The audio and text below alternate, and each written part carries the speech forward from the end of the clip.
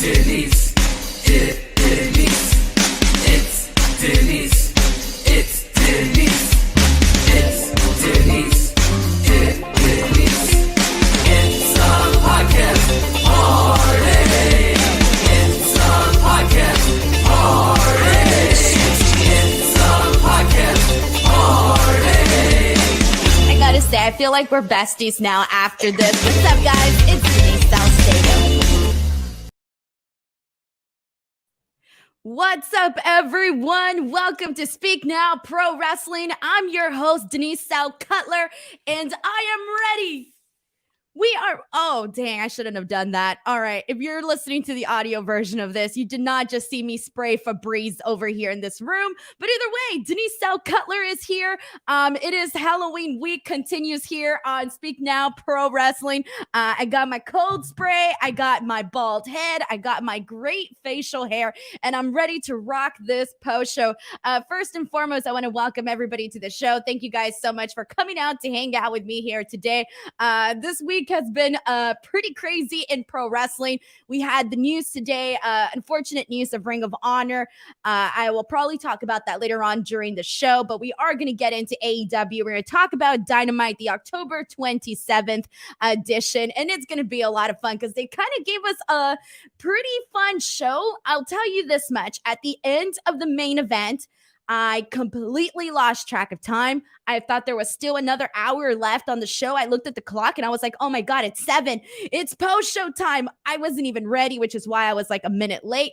Also, additionally, I do have a brand new intro, which I hope you guys enjoyed. I want to thank John Kiernan, who created that intro for me. As you guys know, I had been joking about doing my name with the Elite song, so I finally decided to do an actual introduction with that rhythm and with the beat going for that song. And oh my God, guys, all that Febreze just flew into my mouth right now. I'm tasting the Febreze in my mouth. It's disgusting. Anyways, but send in a super chat if you guys want. If you guys want to send in any super chats throughout the show, I will be reading your thoughts, your comments, your questions as we move forward with tonight's show. It's going to be a good time, everybody. But let's kick things off. Also, additionally, if you do send in a super chat, not only does your comment get read on the air, but I do get to keep 100% of all the proceeds from super chats here today. We got our first one from TPA, who says Hangman's face when he took off his mask killed me. There was a lot of really funny stuff today on Dynamite. I think in terms of what made Dynamite fun today was the fact that they kind of just like, there was a lot of funny stuff, and we're going to go over that because there were some good moments, and we'll talk about them once we actually get to them. But even like facial expressions, we got a lot of that stuff today. Like Bryan Danielson absolutely killed me, and he wasn't even trying to, but his facial expressions knocked me out. But thank you so much to TPA for kicking us off here with our super chat. We got another one from Brandon Charles Powell, who says, Sal Cutler, I'm dead. LOL. I love it. Thank you so much. I got to tell you, if you were here last night, I was dressed as Scott Steiner. I will tell you that that costume was so uncomfortable to wear on the air. This one is so much better, except that the bald cap kind of itches my head. And then additionally, I can't smile, everybody. I normally smile a lot on these shows, but this is the furthest I can smile with this mask thing on because it's pretty tightened on my head. So it's a little bit hard to smile. So if I don't smile on the show today, I'm not evil. I just can't smile. Thank you so much to Brandon Charles for sending in this super chat. Everybody wants to know why I'm dressed as Cutler. I chose him because I just thought his costume was funny as hell. So when I was kind of like brainstorming these costumes, and I still got one more to go, I was trying to think of people that I would obviously had some sort of connection to the show that I was talking about. I did Scott Steiner for NXT, you know, obviously because of Braun Breaker. That's why I did Scott Steiner. And then in terms of today's show, obviously Cutler, you know, being on the AEW roster, that's why I decided to do his. And also he's just a funny person. So I figured it'd be a good shout. We got another super chat from James Boris, who says, could watch Deeb and Shida go several more times. Excellent match and a good show overall. Thoughts on having Shida go over on Deeb ? So I'm going to give more detail once we actually get to that match, but because you did send in the super chat, I do want to say a couple of things about this. First and foremost, this was one of the matches that, looking at the tournament, looking at the brackets right off the bat, I knew that this was a match that I was definitely wanting to see, and I knew that it was going to be probably one of the best matches of the tournament. And given it's a first round match, so we're still going to have plenty more matches, it's still probably too early to say, which matches are the best, obviously, but I knew that it was going to be a good one, and I knew that it was going to be a solid performance. And all I got to say is that it was a great match, and I'll talk about this a little bit more. It was a great match. I actually think it was the right call in terms of having Shida move forward. I think that all of it made sense, and we'll talk about that more once we actually get to the actual match. But thank you so much to James Barras for kicking us off there with that super chat. So let's go ahead and kick things off, guys. We're going to start off with the opening match of the night, which was CM Punk versus Bobby Fish. Here's the thing about CM Punk and Bobby Fish is that CM Punk has been having like a very, very unique mixture of opponents since debuting here on AEW. In terms of like all of the matches that he's had, I don't necessarily think for me, like Bobby Fish was the one where I was like, oh, I really want to see CM Punk versus Bobby Fish. I think I still have like other people that I still want to see CM Punk wrestle, but that doesn't mean anything. That literally doesn't mean anything really, because this match was harmless and it was entertaining. It was a good way to kick off the show. I love the fact that you had CM Punk kick off this match with like tons of body slams on Bobby Fish. Personally, I enjoyed that moment when CM Punk went for the elbow drop on the top rope, but he only could do it on one leg because Bobby Fish had been working on that leg. So it's little touches like that you get from, from people like CM Punk and Bobby Fish. They're going to put together a smart match. And that's what this was. This was a smart and entertaining match, which I enjoyed. In the end, we do see Punk get the win. And the ending was a little bit interesting. And I like the ending too, because obviously you want to have CM Punk win. All right. That makes sense. But the way that they did it is that the referee is doing the 3 count. And I think right at the 3 count, or like slightly right after the 3 count, you see Bobby Fish get his arm up. So for a second, you kind of think like, oh man, the referee messed up. That should have been a 2 count. But it was legitimately a 3 count. But he just got the arm up so fast that you kind of felt like it should have been like it wasn't a 3 count. So it kind of fooled you for a second, depending on how you saw it. But it ended up being a 3 count. CM Punk got that win. And it was a really nice way to sort of kick off this match. Good stuff there. We got a super chat from William Buhner. Thank you so much to William, who says, Denise, you always make great content and have killer reviews. Props to the busiest infotainer on the net. Thank you for the laughs. You're welcome. Thank you so much to William for sending in some support here on the super chats. Thank you. Razor2910 sends in a super chat who says, I've been laughing all night. Inner Circle Pyro running, Andrade calling Cody's neck tattoo stupid, and the main event. You kind of got it all right there. There were a lot of comedic moments, and the way that I see it is like, all right, we're a couple weeks away from Full Gear, right? And today they announced a lot of the matches for Full Gear, and a lot of them, obviously, we already knew where they were heading, especially since we saw the spoilers from Tony Khan on his notepad. So a lot of us already knew what we were getting, but whatever, they're making headways towards the show.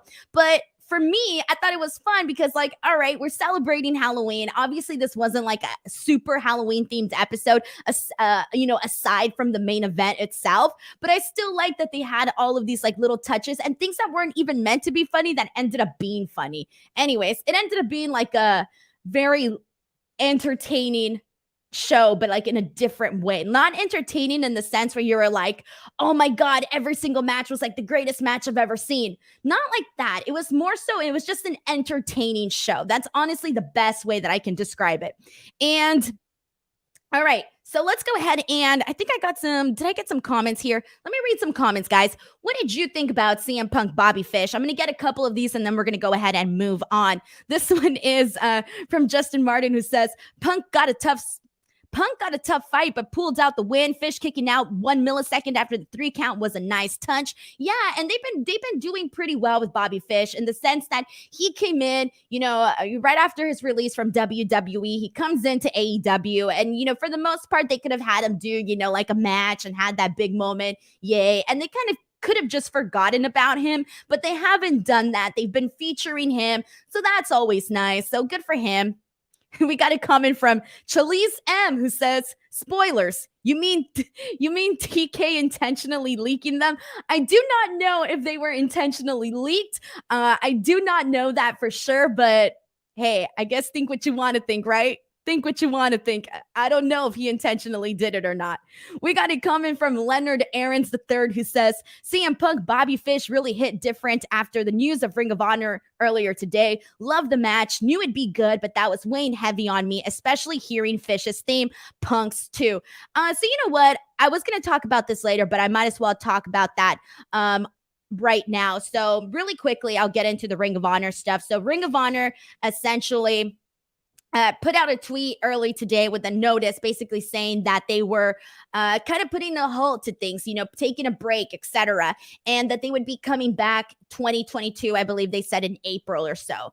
That's not necessarily a good sign. They mentioned that the reason they were going to do this was because they wanted to revamp things, etc. And I got it first because I was like, look, I get it. Ring of Honor, so much of the buzz for Ring of Honor has completely dwindled down, okay? Like so much. Like when you think of where Ring of Honor was before, I mean, they're a promotion with such a vast history. They've made so many stars. They literally have some of the best matches that I've ever seen in wrestling took place in Ring of Honor. So they have a rich history, and so many of my favorite wrestlers I discovered in Ring of Honor. So for me and like for a million other people or however many other people, it is pretty depressing to, see this put out there by the company. But what can you do? There's obviously a lot of things that were out of their control, sort of say. And okay, so we got that post. And then shortly after, Dave Meltzer reported that they had released everybody under contract. And at first you're thinking, okay, with the original post, you're thinking, all right, they're taking a break. They're going to revamp. They're going to try to create some more buzz, etc. But then shortly after, you get that tweet from Dave Meltzer, and then you realize, yeah, they may be saying they're coming back, but personally, my opinion, I don't think they're going to come back. Like the second you start releasing, all of your talent and, you're taking a break, I don't know how else to say this, guys, but wrestling moves fast. The business moves fast. And you just see like anything can happen. I mean, look at where we were at, like literally 2018, 2019, 2020. And all of those years have provided something different in the business. And that's just like recently. And like just a couple years ago, we didn't even have AEW. I wouldn't even be here sitting here talking about AEW Dynamite or anything, in that sense. So it is crazy to see like how things have changed. And one of the things that I was talking about on Twitter was I remember 2018 WrestleMania weekend in New Orleans. Ring of Honor ran head-to-head against NXT. NXT TakeOver was taking place. A loaded card on the NXT side, a loaded card on the Ring of Honor side. And I remember having two options, Ring of Honor or NXT. And I remember thinking like, man, like which show am I going to go to? But I knew based on the card and based on the fact that I wanted to go to Ring of Honor, that Ring of Honor was the option. Even now, like, think about that. Like the fact that man, it's crazy. Like just like kind of putting all of that into perspective and seeing how much has changed has been very, very unfortunate. I also do want to say that there is so much talent in Ring of Honor. And, we talk about certain people. We talk about, somebody like Bandito. There's Flamita. Like there's so many different people that it is. The one thing that I do want to say is that I really hope, first of all, that because have like people not having jobs, people having to, man, I don't even know where to go from this, man. It sucks. All right, guys. It sucks when people lose their jobs. It sucks. All of that. It sucks. All right. But I also do think that we have to, like, there's so much negativity online. There's always, the WWE versus AEW and, we don't, all of this talk, right? All of that. But it's like, man, with the news of Ring of Honor today, essentially possibly ending, even though they're calling it they're taking a break, it seems like the end, right? It seems like the end. So for me, I'm just trying to think of the fact that it is so important, and I hope that people realize this, and I know a lot of people do realize this, but there are people that don't realize this because of, people being fans of one brand and not of another brand, etc. But it is so important to have other promotions outside of WWE where wrestlers, where talents can literally go out and make an actual living. Like, it is so hard. Like, for such a long time, you didn't really have as many options as, you know, you do now. You obviously, you got Impact Wrestling, you got AEW, etc. But, you know, losing Ring of Honor, possibly, because it's not like official yet, but losing Ring of Honor possibly is just it sucks, guys. It sucks. But all right, sorry for the tangent, but I might as well have talked about it now since people were bringing it up. But we got a super chat from Flamethrower Fluff Salisbury who says, "Can you teach me how to get my beard as on point as yours is? I'm kind of jealous." Well, you know what, man? You gotta, you know, take your vitamins. Yeah, take your vitamins and you'll get a beautiful beard. Thank you, Flamethrower Fluff Salisbury, for the very kind super chat there. We got another super chat from Christopher Marino who says, Bandito post, he's coming to GCW on December 7th. Yeah, GCW was smart, guys. GCW went and booked Bandito. I think he's booked already for 3 dates, one of them including the December 17th show in Los Angeles. So I'm so happy that they got him right away. And here's the thing, like, I was going to tweet this, but then I was like, nah, maybe I shouldn't, because I wanted to word it in a way where it's like, Bandito doesn't necessarily need to sign with a promotion. He literally is so talented that he can make like a ton of money, kind of just like going like all over the world, being this hot commodity, wrestling for all of these different promotions across the globe, and literally making a bang of a dollar doing that. But then again, obviously, you know, it depends on, you know, what he wants. But that's the thing that Ring of Honor had. Ring of Honor had quite a few luchadors that I really do hope I really hope that they don't get overlooked by the U.S. promotions. And I do hope that, you know, that they get bookings. And obviously, Bandito is one of them who's already getting them. So, you know, man, it's just, there's so many different things that you can go off and talk about this right now, but this is an AEW post show, so I'm going to circle my way back eventually. But we got a comment from Sheldon Jackson who says, I feel like the G1 Supercard was the beginning of the end for Ring of Honor because it was taken was taken in so badly by fans for the Ring of Honor matches. After that, yeah, shortly after, they did lose a lot of buzz, unfortunately, guys. There was a lot of things they could have done differently, but man, things happen for a reason, guys. Things happen for a reason. All right, but let's get back to AEW, guys. So let's get back to the show. So we already talked about CM Punk, Bobby Fish, but let's go ahead and get into, all right, where am I at here? Who the hell said this? All right, let's go ahead and get into Bryce Donovan versus MJF. All right, so Bryce Donovan has been seen on CZW, has been seen on Beyond Wrestling and WrestlePro. I'll tell you this much. I did not know anything about Bryce Donovan going into this show. I was like, who's that? Who's Bryce Donovan? It was so funny, but he kind of reminded me of like, he looked like one of the, like, he looked like a little young buck brother. I thought it was very funny, but either way, this ended up being a quick squash match. MJF obviously getting the win here after hitting him with a pile driver. So quick win, MJF gets the win, whatever. Let's get into the meat of this. You know, obviously MJF taking the mic, always blows it out of the park. I'm always on these post shows constantly saying how MJF has some of the best segments of the night each and every single week. And today was kind of no difference. This was actually pretty awesome. So let's talk about what happened here. So after this match, after MJF gets his win, he goes on the mic and he basically starts trashing the crowd. He says, quote, I'd rather shove my junk in the blender than go anywhere near your fat, disgusting women. And I thought, Jesus Christ, MJF, every week. I love it. He then starts to mock people's mothers. He starts to mock their accents, saying, quote, I can't do the accent, but he was saying, harder, MJF harder, basically saying that that's how their mom sounds, etc., making fun of their accents. Then he goes on to address Darby Allin. He starts saying that Darby's essentially a coward for not being there because we haven't seen them. He then goes on to say that he is the presence, that he is the future of the wrestling business, etc., really going off on a tangent there. And then afterwards, we see the lights, we see Sting's music hit. And everybody thinks Sting is going to come out. He's going to address MJF. etc. But they did not do that. Instead, it ended up being a prank played on us by MJF. And we know this because MJF just starts laughing his ass off. Sting doesn't come out. MJF's just cracking up. He's like rolling on the floor laughing. He's literally doing the whole raffle. He's doing it all.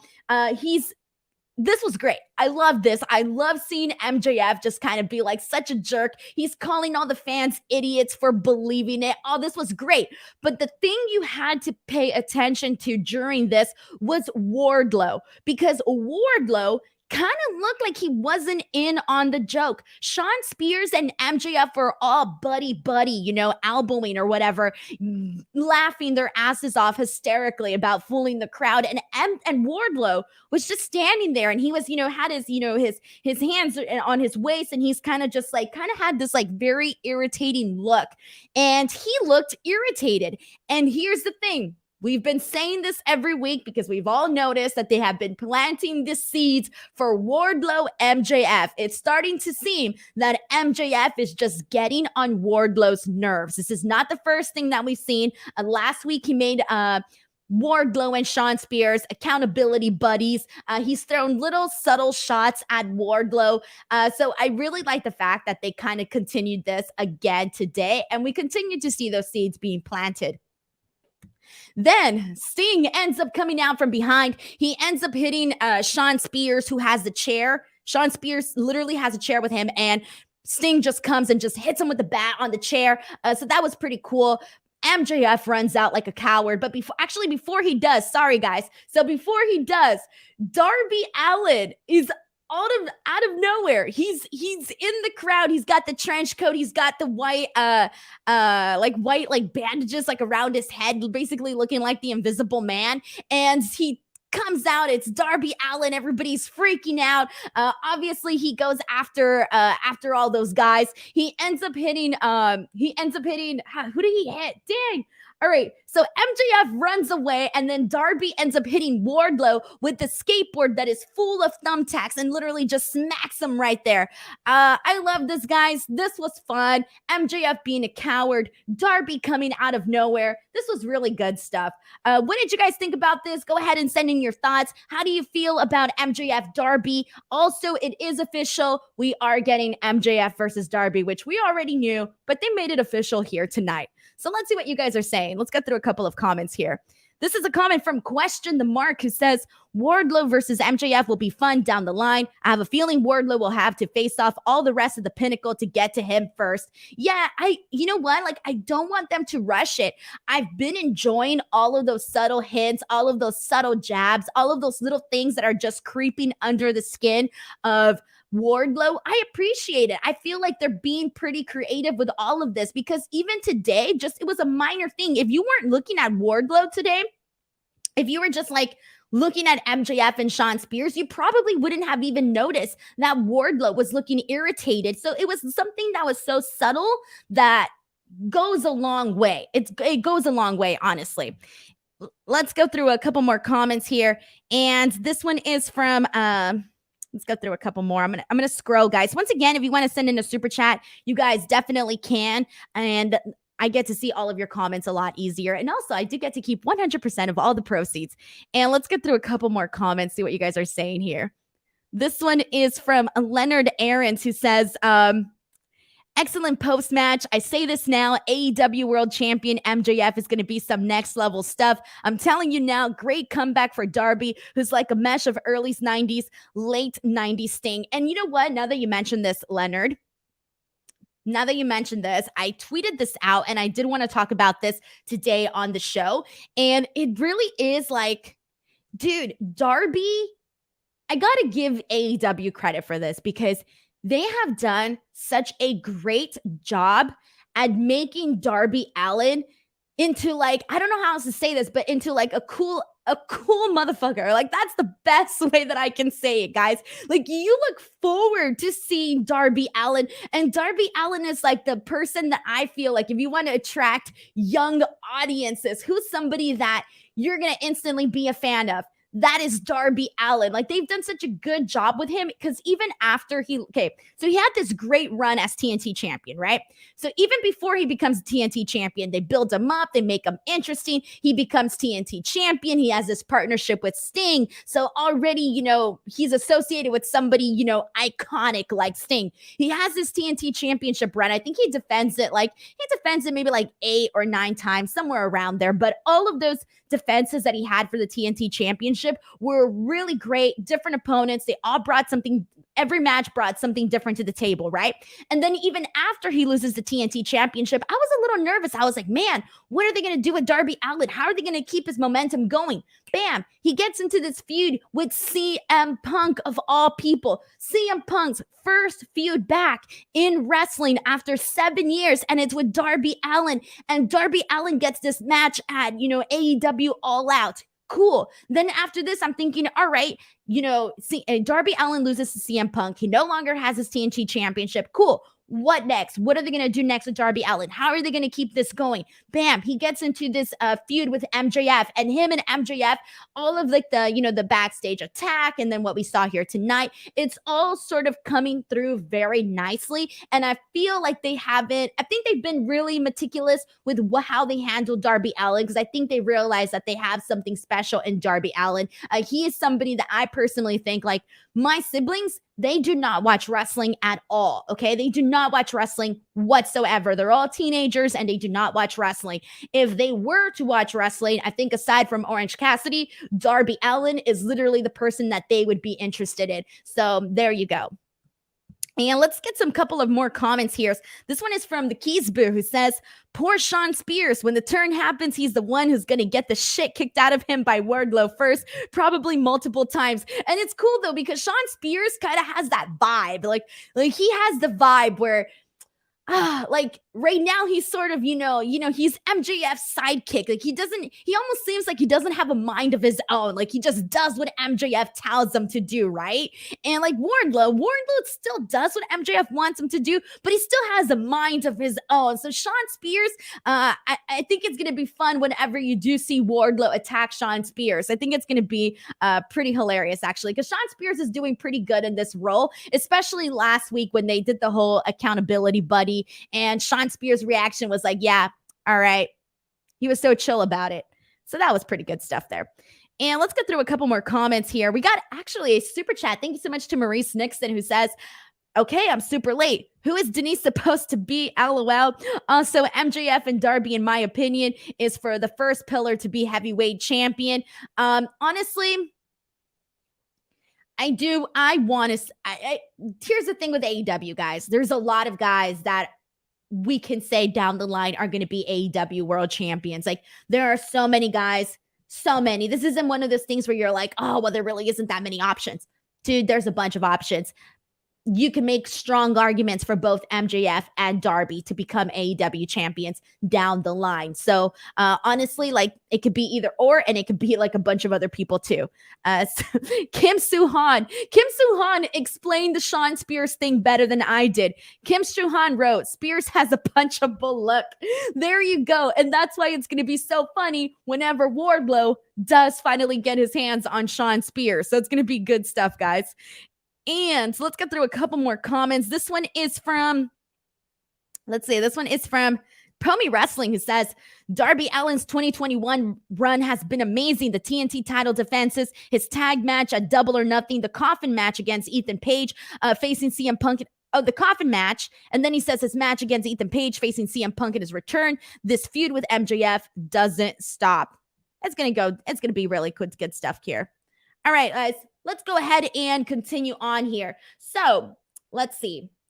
After this, we had Sammy versus Ethan Page. So we were just here talking about the TNT Championship, and now we have this new champion, Sammy Guevara. This is barely his second title defense. Barely. He had his first title defense against Bobby Fish, and now he's having this match against Ethan Page. And I really enjoyed his match with Bobby Fish, but this match with Ethan Page, in my opinion, maybe it's because, I just saw it tonight, so it's more recent in my memory, but I love this match, and I loved it so much more than the match that he had with Bobby Fish, because Sammy Guevara, Again, this is barely his second title defense, but he is starting to make a name for himself, sort of aside from being the guy that's part of the inner circle. Now it's Sammy Guevara, TNT champion, and this match was absolutely awesome. So right off the bat, Sammy Guevara attacks Ethan Page before the bell even rings. They end up brawling on the outside again before the bell rings,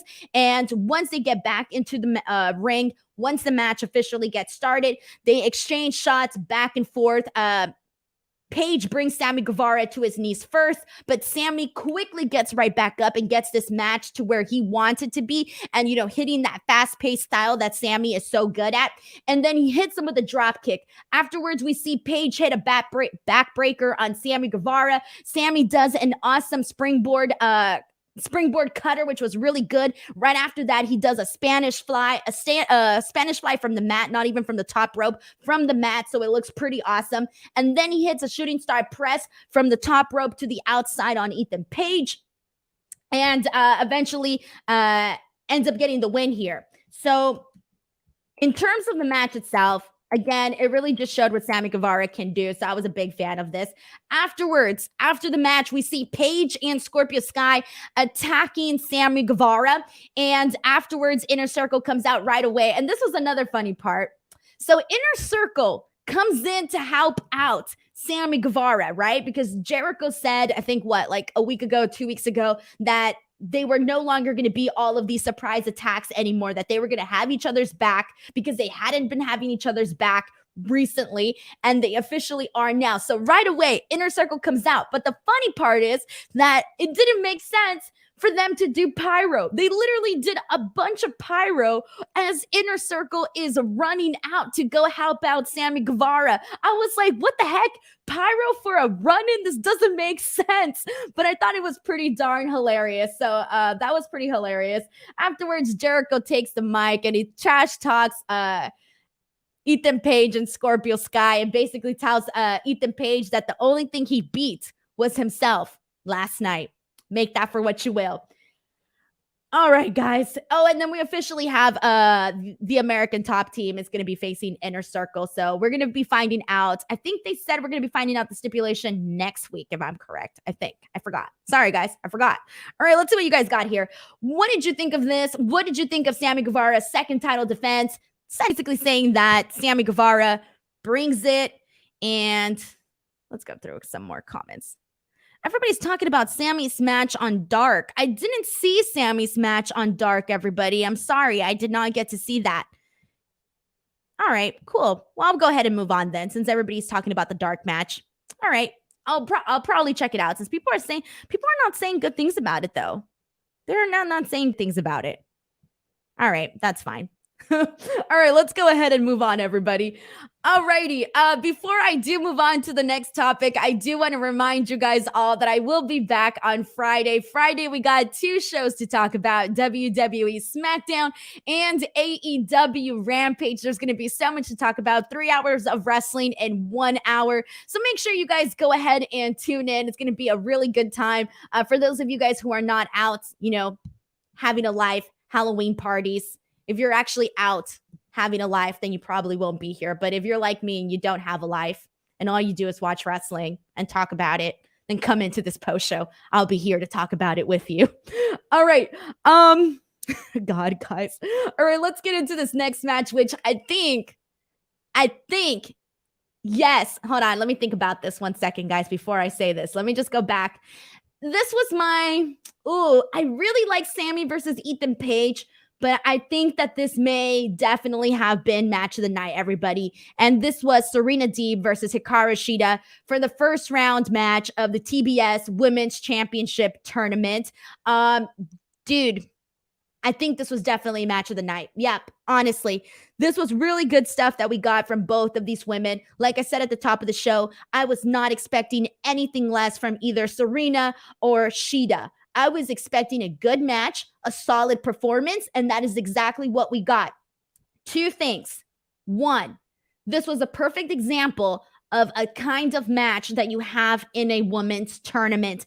Both of these women came out looking a million times better than they did going into this match. And that's saying a lot because these are two ladies that are already fan favorites. People love Serena Deeb and people love Hikaru Shida. Those are two girls that got a lot of respect from the crowd. And I will tell you that I came out liking them even more than I already did going into this match. Secondly, and I'm going to say this and I'm going to say it now, these are the types of matches that they should have been having for Shida when she was AEW Women's Champion. When she was champion, these were the matches that she should have been having, that they should have been putting her in to really solidify her as a, to really solidify her championship reign. There were a lot of criticisms of how her reign was handled, and this is the type of match that they should have been doing with Shida from the very start, honestly. With that being said, let's get into this actual match here because they went out there and they did a lot. All right. We saw a suplex from Shida to Serena from the top rope. I loved it because it just looked very crisp. Okay. Everything that they did here today looks crisp and it looked nice. All right. Everything was technically sound. I love the missile drop kick that we saw from Shida to Deeb when she also did that little step on the steel steps. I liked how she did that. We see Serena Deeb get her in a figure four on the ring post. So that was pretty cool. And then we see Serena essentially get her in a Boston Crab. She gets Shida in a Boston Crab. And then she turns it into a figure four. And then there is a moment during this match where Shida has the ability to use that award. And she doesn't. She chooses not to. She doesn't want to have things end that way. So we kind of see her, use her better judgment. But in doing so, she ends up getting poked in the eye by Serena Deeb, and then this allows her to essentially Shida does end up getting the win here. So after Shida gets the win, Serena Deeb goes absolutely nuts. She just goes like savage. She just starts, hitting her with several chair shots, etc. And then finally, all these people, including Jerry Lynn, everybody comes out to break them apart, to help her out, etc. I love this. So not only do you have Deeb moving forward, Shida moving forward in this tournament, but you also developed, even more so for Serena Deeb. You told more of a story for Serena Deeb because everybody knows Serena Deeb is a good worker and people like her matches and all of that good stuff, but she kind of needs a story. And I feel like this is the first time in a really long time that they've actually given her a little bit more of, some character depth. And I like that. I liked her going nuts. I liked her, snapping, getting really pissed off. And I like that we saw who Hikaru Shida is by her essentially choosing not to use that award. So moving forward, let's pull up this bracket here because I'm trying to remember what is up after this. So Hikaru Shida is going to go on to face Nyla Rose.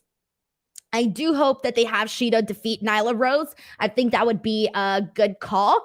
And then we already know that we're going to get Ruby Soho and Chris Statlander. I do hope that it ends up being Ruby Soho to win that. So we should hopefully be seeing Shida versus Ruby Soho. I think that would be pretty good. So in terms of that portion of the bracket, I like that. And then in terms of it being Shida or Ruby Soho for the finals, I think it should definitely be Ruby Soho. But either way, they should have Hikaru Shida go far in this, considering the fact that she is a former champion. So I think that they should have her go far in this. But let's see what you guys are saying. Send in your thoughts. How did you feel about this match? How did you feel about the outcome, etc.? Let's get these comments going in here, guys. And all right, this one is from Pomi Wrestling. It says, Shida versus Deeb was excellent. Only way to improve it would have been to make it the opening contest so we wouldn't have a commercial break. That's the one thing because, God, was it Dynamite? I think it was Dynamite on Saturday.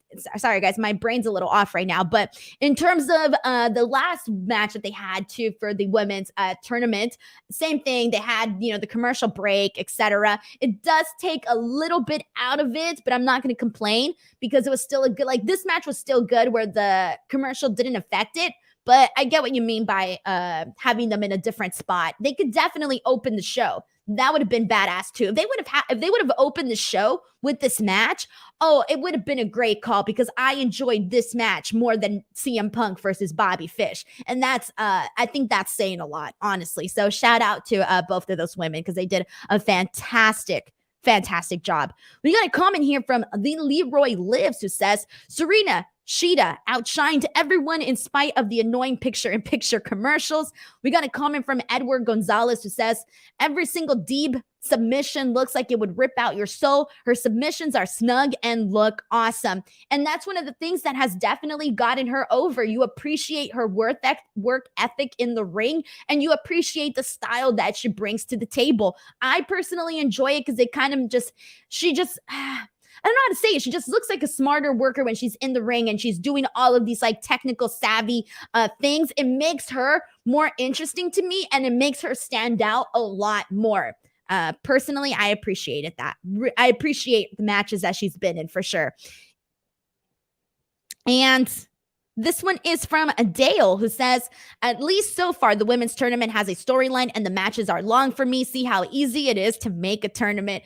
And that's the thing, like, so far, the matches that they've had, they've given them a proper amount of time. They've gotten the girls over, even if they didn't win. Nobody's coming out of this looking like a loser. They're making they gotta build interest in some of the other women too, because eventually down the line, you're going to be needing to build more competitors for either your AEW Women's Champion, Britt Baker, and whoever your future TBS Women's Champion is. You're going to need competitors for them. And if you have somebody have a standout performance or several standout performances throughout this tournament, even if they don't win, people will remember that. So, I mean, let's say, just to give, an example, I don't know, Red Velvet. Let's just say Red Velvet goes far in this tournament, but she doesn't win. But, oh, you know what? She has all of these awesome matches, etc. People are going to remember that. So, down the line, when they want to have, Red Velvet versus whoever the TBS champion is, people are going to be like, you know what? Hell yeah, because you know what? She did so great during this, etc., etc. And, she's just an example. But honestly, you just got to build the women up. Justin Martin says, fantastic match. Love the finish with Shida doing the cradle. British Bulldog did at SummerSlam 92 on Serena, who was wearing pink and black like Bret Hart. Damn, dude, I didn't even put that together. Thank you so much for putting that here in the comment section. I really appreciate that. This is a comment from Major Blood who says, I hope they feature Deeb more often. She'll be able to help the less experienced wrestlers on TV. Amen to that. Honestly, amen to that. I completely agree with that. Zeno Hour says, I'm thinking they're doing an angle where Shida has to drop out of the tournament. Nyla Rose gets a bye. Shida seeks revenge on Serena. I would like that. I have a feeling that when Shida gets eliminated from this tournament, because I don't think she's winning. I mean, she might, right? But let's say she doesn't. I have a feeling that she's going to get eliminated, not necessarily because I don't know. I think there's going to be something faulty there. Like, it's not going to be like a clean victory on Shida. She's going to get eliminated in some like weird way. At least that's just the feeling that I have with this. We got a super chat from Christopher Marino. Thank you so much to Christopher, who says, I think Nyla wins because after the match attack, she will have a messed up knee. I don't think Nyla is winning this tournament. If you mean just the match itself, the match that she's in, perhaps, but I do not see Nyla winning the actual tournament, though. We got a super chat from Razor2910 who says Shida probably is not going to win based on past match beatdown. Most likely going to be Nyla versus Ruby. So let me give you guys my quick prediction because I spoke about this on the We're Live Pal show. And for some reason, I thought I spoke about it on here, but I don't think I did. So in terms of the bracket, I do hope we see Thunder Rosa versus Anna Jay. I think that would be good. I want to see Thunder Rosa in the finals along with Ruby Soho. I think that it should be Thunder Rosa, Ruby Soho in the finals because they did have that moment at AEW All Out, which was very, very fun. And I do think that even though a lot of people, want Thunder Rosa a lot of people want Thunder Rosa to go for the AEW Women's Championship because I know they're still going to keep the belt on Britt Baker for a while. I don't think they're going to give it to Thunder Rosa. So I do think that Thunder Rosa would be a great shout to actually have her win the TBS championship. I think she should be the one to win this. And I know a lot of people think that it's going to be Jade Cargill as well, but I still think that Jade Cargill, like, she's like awesome. She's got a great look and all of that good stuff. But in terms of the in-ring stuff, she still needs a little bit more work. So because of that, I still don't think that she's necessarily ready to hold the actual championship.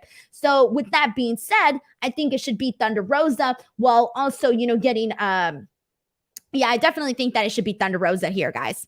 And let's go ahead and go back into what we were talking about. One second. Let me pull this dang overlay up. All right, cool. And did I get everybody's super chat? We got another one here from Razor2910 who says, full gear buy-in, Shida versus Deeb, maybe.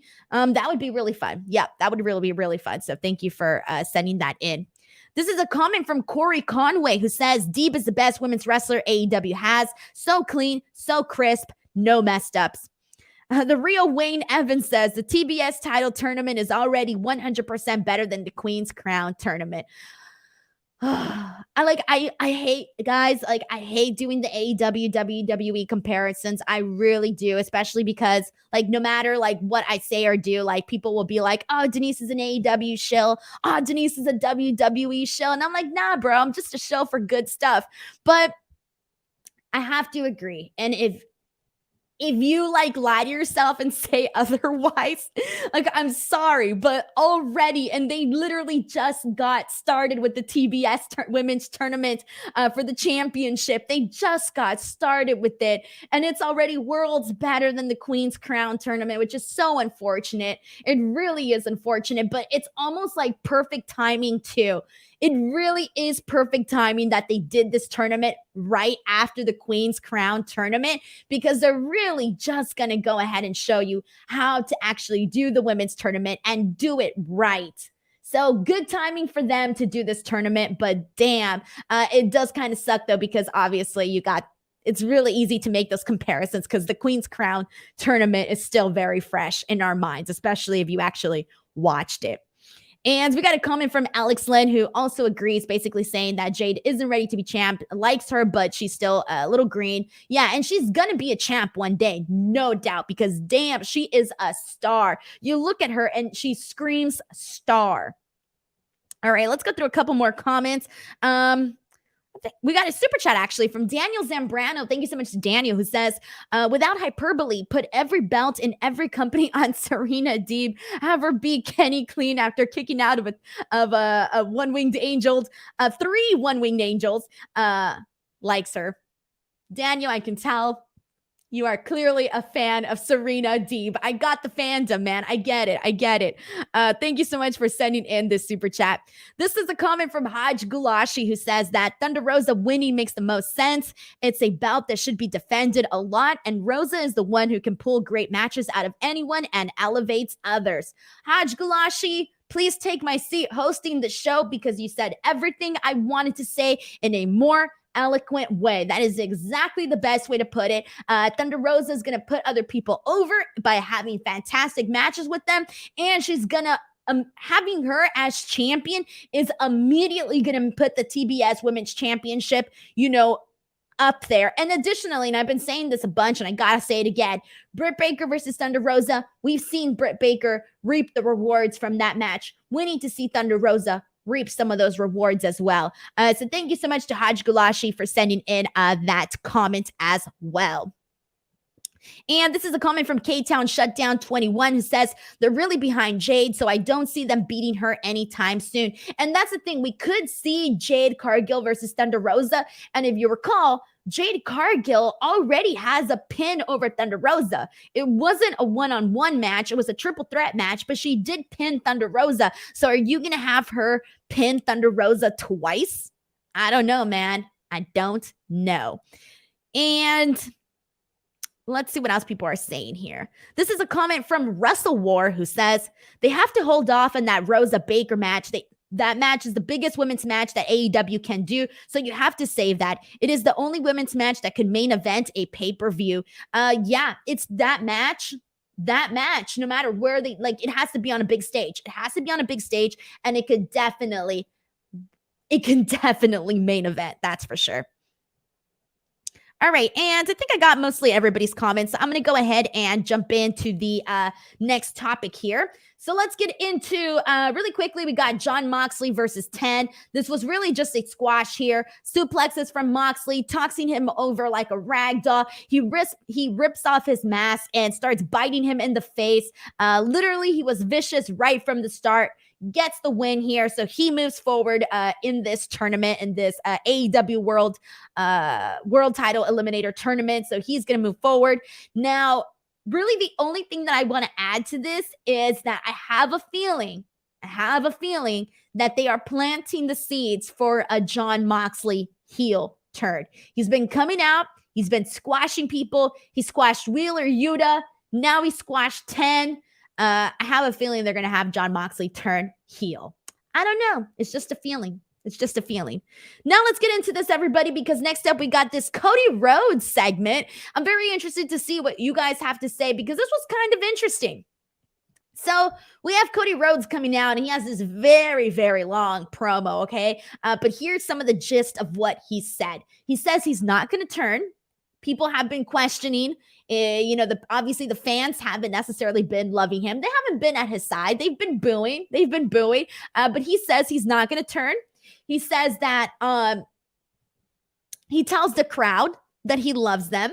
And there's like this mixture of cheers and boos. And I was like, man, I don't think I recall off the top of my head somebody coming out and saying that they love the crowd and getting boos.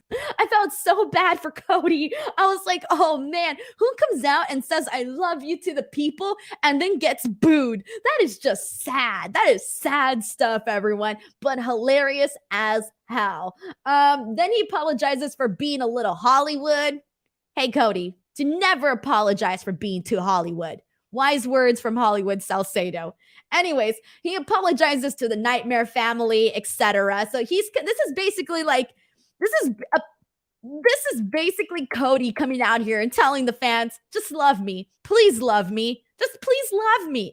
And there was people that were like, all right, Cody, I see what you're going with. I'm gonna give you a round of applause. And then there were some people that were like, nah, man, I ain't buying it. I'm still gonna boo him. So you kind of had a nice mixture here with the people. And then additionally, we also have Andrade coming out. And holy bejesus, Andrade literally comes out and he says that he doesn't care about the people. And then he hits us with the funniest line. He literally just tells Cody Rhodes that his tattoo is stupid. That's it. He says his tattoo is stupid and that he would make him his little bitch. And I'm just like, it killed me, guys. It killed me. The second Andrade said this, I died. I died a million times over because it was utterly hilarious. All right. So shout out to Andrade for the best joke of the night. Just telling him his tattoo looks dumb. Or not even dumb. He said stupid. He went all the way, man. Andrade didn't give a damn. After this, the lights go down. Malachi Black appears right next to Andrade in the ring, and they end up attacking Cody Rhodes, etc. Pac then comes out to help, and that whole thing ends up being like a kerfuffle there. And I just keep thinking to myself, like, it's kind of crazy that you have Pac, you have Andrade, you have Malachi Black, I was about to say Aleister Black. Malachi Black, all former NXT champions are right there in the ring. And I'm just like, dude, it's so freaking crazy. As somebody who's been covering the shows, has been watching the product, it's messing with my brain, being so used to seeing somebody on one brand, on one company, and then all of a sudden they're like in a whole entirely different universe. It's nuts. And this is what I mean by the wrestling business moves fast. But either way, this was entertaining, and I couldn't help but to think to myself, damn, Zelina could have been there too. That would have been pretty awesome to see her, do her thing on the mic, which she's really good at. That would have been really cool. But I just got to say, I love the fact that we're seeing Andrade and Malachi Black work together here. This is what the people wanted, and this is what we're getting. And I think it's pretty awesome. I think they work well with each other, and they add to each other. They add so much to each other. So I was a fan of all of this. Really good stuff there. I got a super chat from Daniel Zambrano who says, Cody was great, booking was great, and this was by far the best promo Andrade has cut on American soil. Hell yeah. Daniel Zambrano continues to say, program is hot, everyone is invested and has strong opinions for you about it. Tag match will rule. Exactly. And that's the thing, is like, a lot of what Cody was doing, like with the QT Marshall stuff, Anthony Agogo, all of that really was not working. So I like the fact that now they've incorporated, Andrade into this picture. Obviously, everything that Andrade has been doing with Pac, etc. I like how it's all sort of culminating. These two separate feuds are being brought in together. I like that. But I still feel, though, that the baby, even though they're not supposed to be the babyface duo, I still see Andrade and they're not supposed to be the baby faces, but I still see Andrade and Malachi Black as the baby faces, even though they're not the baby faces. But whatever. Thank you so much to Daniel for sending in that super chat. I really thank you for it here. Question the Mark suggests, how about a 4-way Black versus Andrade versus Cody versus Pac at Full Gear? Possibly. I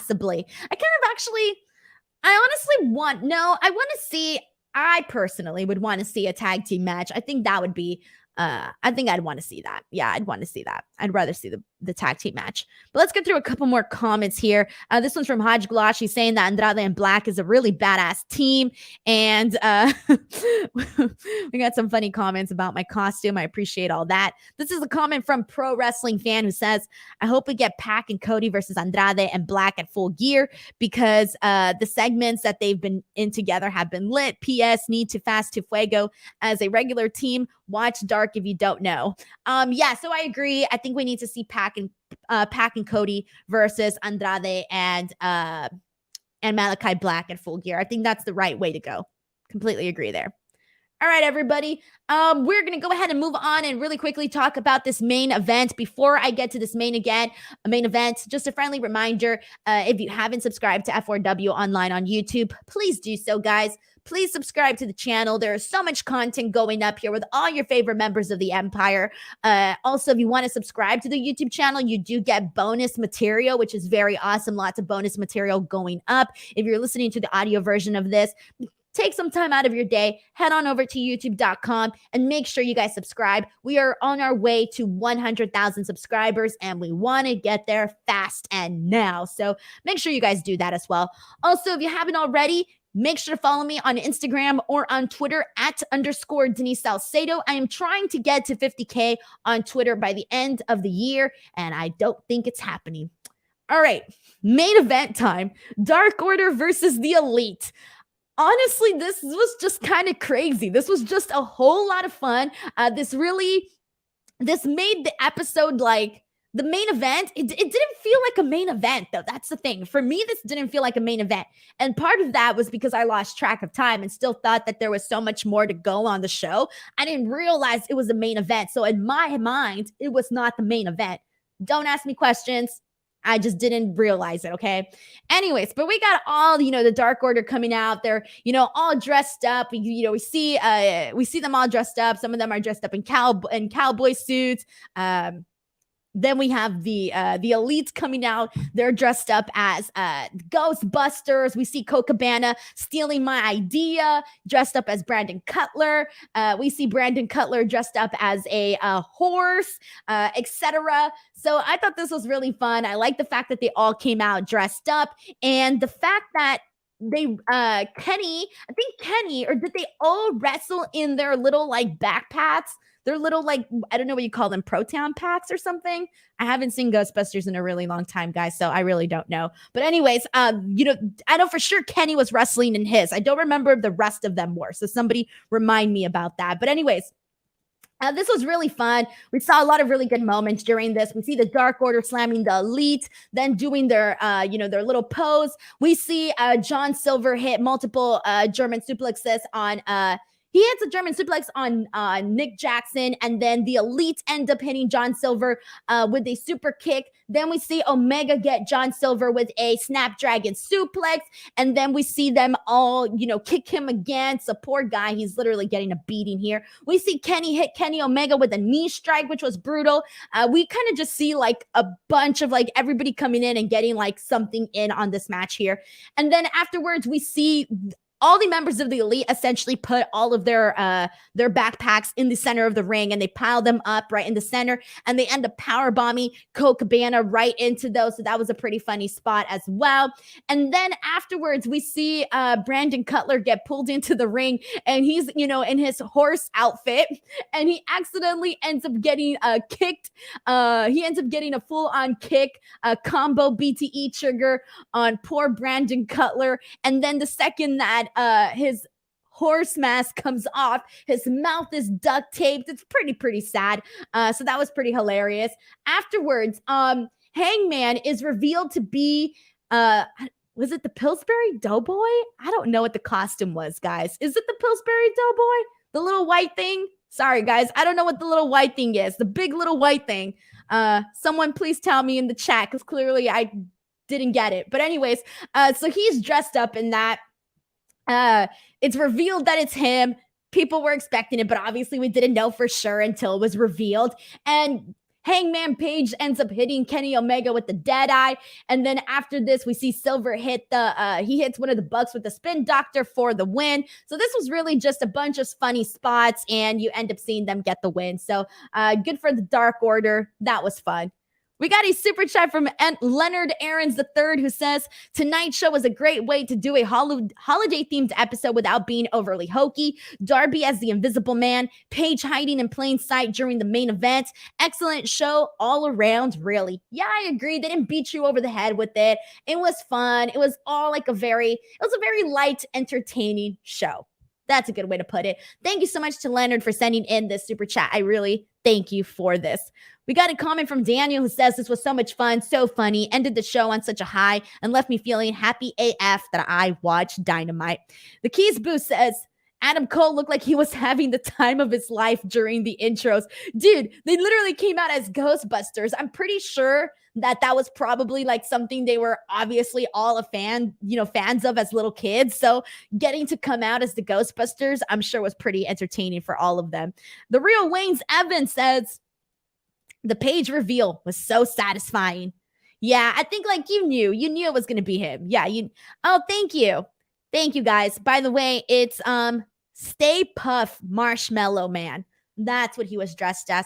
So he wasn't the Pillsbury Doughboy? Dang, I feel dumb now. Thank you to everybody who knew this except me. Stay Puft. I don't even know what that is. What is Stay Puft? I don't know what that is. Oh, question the mark says Stay Puft Marshmallow Man from Ghostbusters, Denise. Guys, like I said, I feel like I watched Ghostbusters as a kid, but now I'm starting to think I didn't even watch it. It was probably all in my head. I do not recall the movie whatsoever. Luke Owen's going to be super pissed at me because he loves the Ghostbusters. Oof, my bad. Sorry, guys. That was my bad, everybody. Sorry. I was not culturally aware of that. I'm dying. All right. Apparently everybody's now telling me to watch Ghostbusters. Nah, I can't get into that stuff, guys. It's not for me. It's not for me. I've never been into that. I've never been into like that kind of stuff. Sorry, Ghostbusters fans. Sorry. I only like the little song, and that's about as far as my fandom goes. Denise has to do homework. Oh man, I turned heel, everybody. Jesus. Sorry, guys. I do not want to watch Ghostbusters. It's not for me.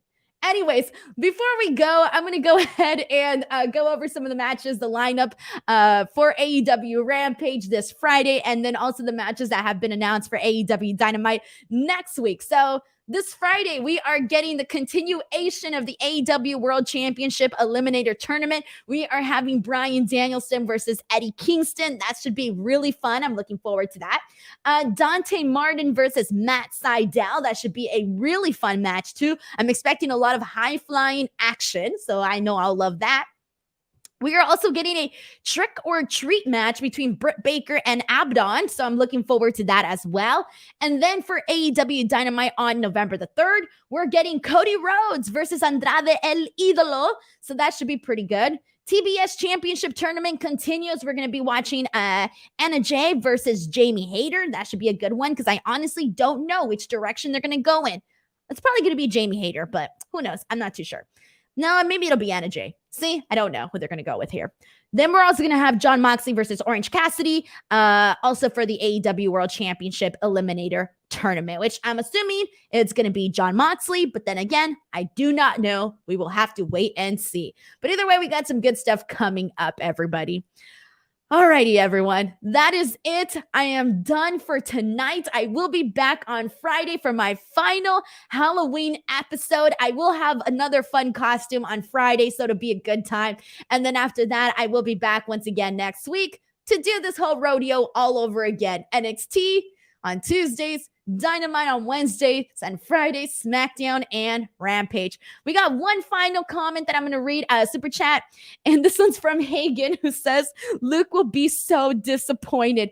For those of you guys who do not know, Luke Owen is my Wrestle Talk co-host, and he is a big, massive fan of the Ghostbusters. So the second he finds out how I feel about this and how I didn't know and how I thought it was a Pillsbury Doughboy, he's going to go insane. So that's going to be good stuff there.